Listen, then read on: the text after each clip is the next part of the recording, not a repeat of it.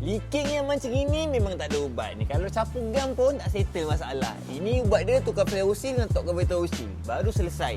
So sekarang ni kita nak buang minyak dulu. Kita tengok, oh ni nak jimat. Kita try cuba tolong jimatkan. Minyak dia, tengok gaya warna hitam sini. Bolehlah pakai balik. Bolehlah pakai balik. Asal penuh. Asal. Ayo, tak tahu. Menggulu bos kau.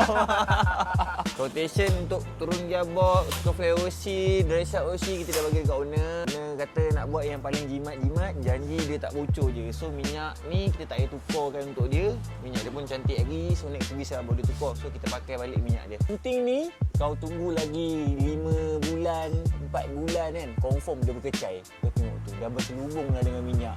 Teruknya dah. Macam ni pun kita boleh jimatkan. Driveshaft ni kita tak payah tukar sebatang tau. Kita tukar cover dia je, getah ni. Getah cover. Tapi jangan, shoo. Nampak? Ini cover baru. Getah lama dia dah pecah. Dah hancur tu kat sana tu.